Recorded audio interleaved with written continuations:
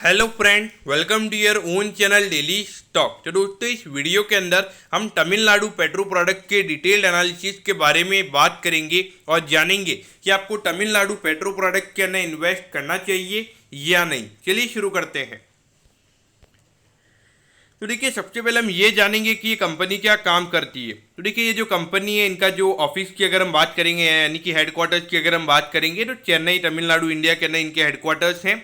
और अगर हम इन कंपनी के प्रमोटर्स की अगर हम बात करेंगे तो देखिए, सदर्न पेट्रोकेमिकल्स और उसके अलावा जो तमिलनाडु इंडस्ट्रियल डेवलपमेंट कॉरपोरेशन है, इन दोनों के मदद के थ्रू यहाँ पे ये कंपनी प्रमोटेड है, यानी कि इन दोनों एंटिटीज ने यहाँ पे इस कंपनी में पैसा लगाया हुआ है।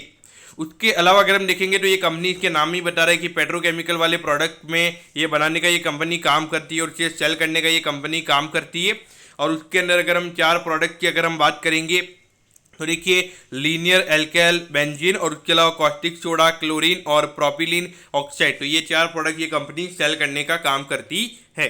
तो देखिए, रिसेंटली अगर हम देखेंगे हमारे जो अभी हमारे सामने जो करंट अकाउंट डेफिशिएट के जो नंबर्स आते हैं और जो हमारे सामने हर महीने इंपोर्ट एक्सपोर्ट का नंबर नजर आता है, तो अगर हम कंटिन्यूसली अगर हम देखेंगे जो पेट्रोकेमिकल्स की अगर हम एक्सपोर्ट की अगर हम बात करेंगे तो लगातार एक रैपिड वे में वो उनका नंबर इंक्रीज होता हुआ हमें नजर आ रहा है। और इन कंपनीज के मेजोरिटी ऑफ रेवेन्यू की अगर हम बात करेंगे तो ये नंबर भी हमें एक्सपोर्ट से ही आता हुआ नजर आ रहा है। तो देखिए, अभी जो ये पॉजिटिव वे में लिया जा रहा था कि इनके लगातार जो नंबर है वो एक्सपोर्ट से आ रहे हैं, और अभी अगर आप देखोगे जो रूपी डेप्रिसिएशन हुआ है उससे भी इन कंपनी को काफी अच्छा बेनिफिशियल रहेगा। लेकिन देखिए, ओवरऑल अगर हम देखेंगे खास करके जो यूरोपियन कंट्रीज और उसके अलावा अगर हम वेस्टर्न वर्ल्ड की अगर हम बात करेंगे तो वहाँ पे थोड़ा सा इकोनॉमिक स्लोडाउन होता हुआ नजर आ रहा है, और वहाँ पे ऐसा लग रहा है कि जो पेट्रो प्रोडक्ट की डिमांड है वो कम होती हुई हमें नजर आ सकती है। और अगर डेफिनेटली अगर डिमांड कम होगी तो डेफिनेटली इन कंपनीज के लिए काफ़ी ज़्यादा यहाँ पे प्रॉब्लम क्रिएट कर सकता है। और अगर हम देखेंगे इनके मार्जिन ऑलरेडी काफ़ी ज़्यादा कम रहते हैं, तो वहाँ पे ये कंपनी लॉस चीज में भी आ सकती है। अगर काफ़ी रैपिडली वे में अगर डिमांड कम हो जाती है तो वहाँ पे ये कंपनी लॉसेज में भी आ सकती है, क्योंकि इन्होंने काफ़ी अच्छी इन्वेंटरी यहाँ पे रखी हुई है, काफ़ी अच्छे री इन्वेस्टमेंट भी इन्होंने किए हुए हैं, तो डेफिनेटली उसका फर्क यहाँ पे पड़ सकता है। तो देखिए, अराउंड 900 करोड़ का इस कंपनी का मार्केट कैप है, तो एक स्मॉल कैप कंपनी है। और अगर हम यहाँ पे उसके अलावा अगर हम यहाँ पे बुक वैल्यू की अगर हम बात करेंगे तो 83 रुपीज़ की यहाँ पे कंपनी की बुक वैल्यू है, यानी कि अराउंड अगर हम देखेंगे तो 1.2 टाइम्स यहाँ पे ये स्टॉक अभी ट्रेड हो रहा है। तो डेफिनेटली अगर धीरे धीरे कंपनी के नेट प्रॉफिट के नंबर्स और ग्रो होते चले जाएंगे तो वहाँ पे डेफिनेटली जो कंपनी का नेट प्रॉफिट का नंबर है तो उसकी वजह से यहाँ पे बुक वैल्यू का नंबर कंपनी का ग्रो होता हुआ नजर आएगा। और जितने ज़्यादा कंपनी फिक्स्ड एसेट्स वगैरह खरीदेगी, री इन्वेस्टमेंट करेगी तो उसकी वजह से भी यहाँ पे जो बुक वैल्यू का नंबर है कंपनी का वो हमें इंक्रीज होता हुआ नजर आएगा। अगर डिविडेंड यील्ड की अगर हम बात करेंगे तो लगभग 2.5% का कंपनी का डिविडेंड यील्ड है। देखिए, ये डिविडेंड यील्ड चेंज होता रहता है। पिछले 12 महीने में अगर हम देखेंगे तो कंपनी के कैश फ्लोज काफ़ी अच्छे जनरेट हुए हैं, लेकिन अगर आने वाले 12 महीने में अगर अच्छा कैश इनफ्लो जनरेट नहीं होता है तो वहाँ पे डेफिनेटली ये डिविडेंड का नंबर हमें 1% से भी कम हो सकता है, और ऐसा भी हो सकता है कि कंपनी कोई डिविडेंड ही ना दे। तो ये तो इसे टोटली इग्नोर ही करना चाहिए। अगर कंपनी ने अच्छा प्रॉफिट कमा लिया तो आपको डेफिनेटली अच्छा खासा डिविडेंड मिल जाएगा, और अगर कंपनी ने अभी जितना नेट प्रॉफिट कमाया है उससे ज़्यादा का नेट प्रॉफिट कंपनी कमाती है तो आप 2.5% से भी ज़्यादा का डिविडेंड एक्सपेक्ट कर सकते हैं। अब अगर हम यहाँ पे रिटर्न रेशियोज की बात करेंगे तो आरओसी का नंबर 33% पे है और आरओई का नंबर भी अराउंड 26% हमें नजर आता है। लेकिन देखिए, यहाँ पे ये जो नंबर है पिछले 12 महीने कंपनी के लिए काफ़ी फिनोमिनल रहे हैं। ये डेटा कभी भी चेंज हो सकता है, तो डेफिनेटली उस पॉइंट ऑफ व्यू से अगर हम देखेंगे तो मेरे ख्याल से इसे एज ए बेस नहीं मानना चाहिए। ये मेरे ख्याल से आने वाले टाइम पे मुझे ऐसा लगता है कि ये डाउनवर्ड शिफ्ट इसका होता रहेगा, ये अपवर्ड शिफ्ट में मुझे ये नजर नहीं आता है। अगर हम डेट की बात करेंगे तो लगभग 56 करोड़ का कंपनी के ऊपर डेट है, तो देखा जाए डेट के लिए डेट से रिलेटेड यहाँ पे कोई भी प्रॉब्लम नहीं है।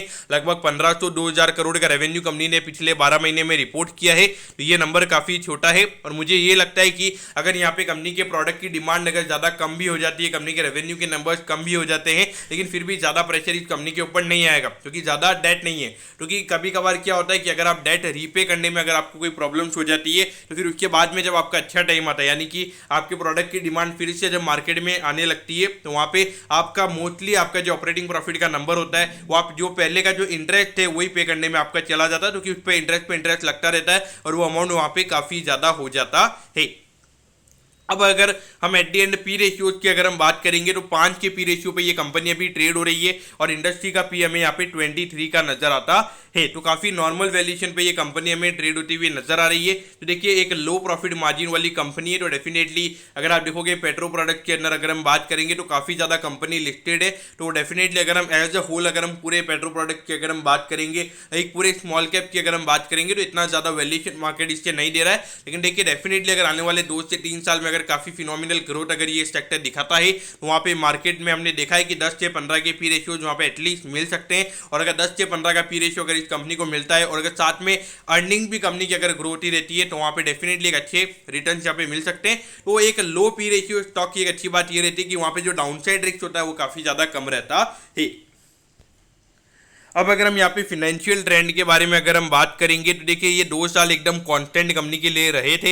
यहाँ पर अगर आप देखोगे तो भले रेवेन्यू का नंबर कंपनी का कम हुआ था, फिर भी कंपनी की जो प्रॉफिटेबिलिटी थी वो यहाँ पर ऑलमोस्ट हमें डबल होती हुई नजर आई थी। और पिछले साल अगर हम देखेंगे ऑलमोस्ट 1800 करोड़ का रेवेन्यू कंपनी ने रिपोर्ट किया है। और अगर हम परसेंटेज वाइज अगर हम बात करेंगे तो 50% से यहाँ पे रेवेन्यू का नंबर कंपनी का ग्रो हुआ है। लेकिन एट दी सेम टाइम अगर हम देखेंगे तो 180 करोड़ का नेट प्रॉफिट कंपनी ने रिपोर्ट किया है। यानी कि परसेंटेज वाइज अगर हम यहाँ पे प्रॉफिट की बात करेंगे तो ये नंबर 40% से ही ग्रो हुआ है और जो कंपनी के रेवेन्यू के नंबर से वो 50% से ग्रो हुए हैं। तो यानी कि अगर आप देखोगे भले ही रेवेन्यू का नंबर इतने नंबर से ग्रो हुआ है लेकिन जो नेट प्रॉफिट के मार्जिन से कंपनी के वो हमें यहाँ पे कम होते हुए नजर आ रहे हैं।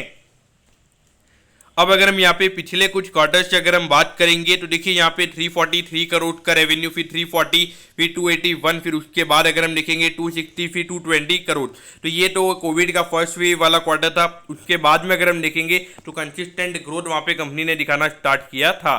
फिर ये देखिए 285, 291, 350 करोड़, फिर 462 करोड़। तो देखिए पिछले साल जब कोविड की सेकंड वेव आई थी तब भी कंपनी के रेवेन्यू के नंबर्स काफ़ी फिनोमिनल थे। तो उसके बाद अगर हम देखेंगे तो ये हाईएस्ट ईवर क्वार्टर रहा था कंपनी का। यानी कि जब कोविड की सेकंड वेव चल रही थी तो कंपनी ने हाईएस्ट रेवेन्यू वाला क्वार्टर अपना रिपोर्ट किया था। उसके बाद अगर हम देखेंगे तो नॉर्मल से आ गई यहाँ पे 460 करोड़ का। भले रेवेन्यू का नंबर यहाँ पे 2 करोड़ से कम हुआ था लेकिन जो नेट प्रॉफिट का नंबर था वो यहाँ पे 10 करोड़ से कंपनी का कम हो गया था। उसके बाद अगर हम देखेंगे तो यहाँ पे 11 करोड़ से रेवेन्यू के नंबर कम हुए थे लेकिन प्रॉफिट का नंबर यहाँ पे 2 करोड़ से कंपनी का बढ़ा था। और उसके बाद में अगर हम देखेंगे यहाँ पे 14 करोड़ से पिछले क्वार्टर में कंपनी के रेवेन्यू के नंबर कम हुए हैं और नेट प्रॉफिट का नंबर यहाँ पे ऑलमोस्ट कंपनी का आधा हो चुका है। तो कि जो इन्फ्लेशन प्रेशर हमें यहाँ पे देखने को मिल रहा है तो उसकी वजह से काफी ज्यादा बुरा इंपैक्ट यहाँ पे कंपनी के ऊपर पड़ा है। तो छोटी कंपनी के लिए सबसे मेन प्रॉब्लम यही होती है कि जब भी एक इन्फ्लेशन, ये जो बहुत बड़ा अगर हम देखेंगे ये तो बहुत बड़ी प्रॉब्लम है, ये जब अराइज होती है तो इन छोटी कंपनीज के लिए वहाँ पे उसे मैनेज करना काफ़ी ज़्यादा मुश्किल हो जाता है और वहीं पे इनकी रियल टेस्टिंग स्टार्ट होती है। ऐसे टाइम में ये कैसे मैनेज करते हैं। लेकिन देखिए कंपनी के ऊपर डेट कम है तो इन अ वे अगर आप देखोगे तो ये कंपनी के लिए काफ़ी बेनिफिशियल हो सकता है। तो अगर आने वाले टाइम पर जब अच्छा टाइम होगा तो डेफिनेटली ये कंपनी के लिए बेनिफिशियल रहेगा। लेकिन यहाँ पे अगर हम शेयर होल्डिंग पैटर्न की अगर हम बात करेंगे तो 34% की होल्डिंग यहाँ पे प्रमोटर्स के पास थी। तो बेसिकली अगर आप देखोगे तो अगर 34% की जो स्मॉल कैप कंपनीज होती है वहाँ पर अगर ज़्यादा फ्री फ्लोटिंग में अगर हम देखेंगे पब्लिक के पास अगर शेयर्स होते हैं तो जनरली हमने देखा है कि 4 से 5 के पी रेशियोज पे ही वो कंपनी ट्रेड होती है। तो इन अवे अगर देखा जाए तो ये भी एक बहुत बड़ा रीजन है जिसकी वजह से ये कंपनी इतने कम वैल्यूएशन पे ट्रेड हो रही है। लेकिन देखिए एक अच्छी बात जो मुझे यहाँ पे नजर ये आई है वो ये है कि यहाँ पे सितंबर 2021 से पिछले 3 क्वार्टर से लगातार यहाँ पे एफआईआई ने अपनी होल्डिंग को इंक्रीज किया है। तो देखिए डेफिनेटली अगर आप देखोगे तो एफआईआई वाली जो कैपिटल है वो ऐसा नहीं है कि शॉर्ट टर्म के लिए नहीं होती है, शॉर्ट टर्म के लिए भी होती है। लेकिन पिछले कुछ टाइम से अगर हम देखेंगे तो इतने रिटर्न यहाँ पे देखने को नहीं मिले हैं। तो यहाँ पे अराउंड 9.5% की जो होल्डिंग एफआईआई के पास है तो हमें इसे नेगेटिव वे में नहीं लेना चाहिए, क्योंकि मोस्टली अगर आप देखोगे जो 800-900 करोड़ की जो कंपनीज होती है वहाँ पे इनका इतना ज़्यादा इन्वेस्टमेंट नहीं रहता है। लेकिन अगर फिर भी उन्होंने यहाँ इन्वेस्ट किया हुआ है तो यानी कि उनको यहाँ पे जो पेट्रो प्रोडक्ट्स की उनकी डिमांड आने वाले टाइम पे काफ़ी अच्छी नजर आती है।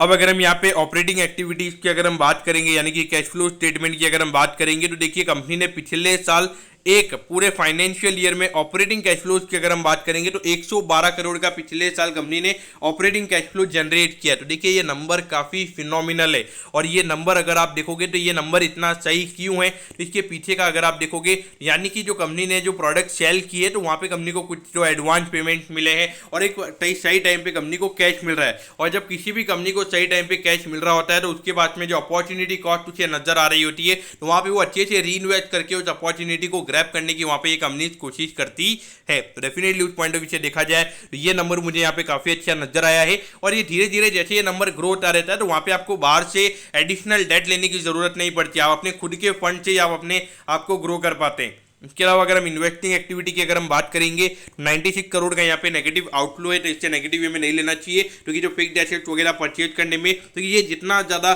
कंपनी इन्वेस्ट करेगी उतनी ज़्यादा कंपनी की एसेट की वैल्यू बढ़ेगी, और जितना ज़्यादा एसेट की वैल्यू कंपनी की ग्रो होगी उतना ज़्यादा कंपनी की बुक वैल्यू हमें ग्रो होती हुई नजर आएगी। अगर हम फाइनेंसिंग एक्टिविटी की अगर हम बात करेंगे तो ये 22 करोड़ का यहाँ पे नेट आउटफ्लो है, जो इंटरेस्ट वगैरह कंपनी पे करती है, जो डिविडेंड्स वगैरह कंपनी पे करती है, वो यहाँ पे नजर आता है। तो एट द एंड अगर आप देखोगे तो भले ही नेगेटिव है, लेकिन मेरे ख्याल से ये ऑपरेटिंग कैश फ्लो वाला जो नंबर है ये पॉजिटिव है, ये इससे हमें पॉजिटिव वे में लेना चाहिए। तो देखिए 100 रुपये पे ये कंपनी अभी ट्रेड हो रही है। तो देखिए पिछले 5 साल में अगर हम देखेंगे अराउंड 78% के रिटर्न से, तो अगर आप देखोगे कुछ ज़्यादा आउट परफॉर्मेंस क्या इस कंपनी ने दिखाया है, तो देखिए बिल्कुल भी नहीं दिखाया है। अगर हम निफ्टी के रिटर्न की अगर हम बात करेंगे तो ऑलमोस्ट सेम रिटर्न है। तो देखिए एक स्मॉल कैप कंपनी में इन्वेस्ट करने के बाद भी अगर आपको उतने रिटर्न की मिल रहे हैं तो वो मेरे ख्याल से सही नहीं है। और अगर हम पिछले 1 साल के रिटर्न की अगर हम बात करेंगे तो 15 से 16% के नेगेटिव रिटर्न हमें वहाँ पे नजर आते हैं। लेकिन अगर आप देखोगे ऑल टाइम हाई से अराउंड 30% ये स्टॉक गिर चुका है, तो अगर 30% स्टॉक गिरेगा तो उससे भी थोड़ा बेस इफेक्ट कम होगा। लेकिन अगर हम देखेंगे तो जो निफ्टी की अगर हम बात करेंगे तो वहाँ पे भी 15 से 16% निफ्टी अभी नीचे ट्रेड हो रहा है, और वहाँ पर भी अगर आप देखोगे तो रिटर्न अच्छे हमें वहाँ पे नजर आते हैं। यहाँ पे आपने क्या करना चाहिए, देखिए एज द होल अगर आप देखोगे तो पेट्रो प्रोडक्ट की जो डिमांड है वो यहाँ पे काफी अच्छी नजर आ रही है। लेकिन अगर हम पिछले 1-2 क्वार्टर से, खास करके ये जो new financial year new calendar year यानी कि जनवरी से अगर हम देखेंगे जो स्टार्ट हुआ है, तो वहाँ पे थोड़ा सा अगर हम देखेंगे तो डिमांड थोड़ी सी स्लगिश होती हुई हमें नजर आई है। मुझे ऐसा लगता है कि मेन जो इनके एक्सपोर्ट ओरिएंटेड रेवेन्यूज हमें नजर आ रहे हैं, मुझे ऐसा लगता है कि अगर आपने अभी तक इन्वेस्ट नहीं किया हुआ है तो इन्वेस्ट मत कीजिए अभी। मेरे ख्याल से कुछ 1-2 क्वार्टर्स के नंबर्स आने दीजिए। अगर 1-2 क्वार्टर्स के नंबर्स कंपनी के अच्छे आते हैं तो मेरे ख्याल से वहाँ पे इन्वेस्ट करना चाहिए। बाकी मेरे ख्याल से अभी अवॉइड कीजिए, क्योंकि पूरा ग्लोबल अगर स्लो डाउन वगैरह अगर होता है तो वहाँ पे कैसा इनके ऊपर इम्पैक्ट रहेगा, तो उसे सही में उसे कैसे इम्पैक्ट रहेगा वो ये देखना काफ़ी ज़्यादा जरूरी रहेगा। और ये छोटी कंपनीज है तो इम्पैक्ट काफ़ी ज़्यादा बुरे वे में भी वहाँ पे हो सकता है। तो डेफिनेटली अगर आपने इन्वेस्ट किया हुआ है तो बने रहिए। मेरे ख्याल से तो अगर नए नए क्वार्टर्स आते हैं सही में कंपनी को वॉच कीजिएगा। ऐसा नहीं कि इसमें आपने इन्वेस्ट कर दिया तो इसे छोड़ दीजिएगा। इसे लगातार वॉच करने वाली कंपनी मुझे नजर आती है। मुझे ऐसा नहीं लगता है कि एक बार इन्वेस्ट कर दिया तो इसे भूल जाना सही रहेगा। तो दोस्तों मैं होप करता हूँ कि तमिलनाडु पेट्रो प्रोडक्ट के डिटेल्ड एनालिसिस के बारे में आपको सब कुछ पता चल गया होगा। अगर आपकी कोई भी क्वेरीज है आप कमेंट कीजिए, मैं जरूर आपके कमेंट पर रिप्लाई करूंगा। ओके दोस्तों, thank you, have a nice day.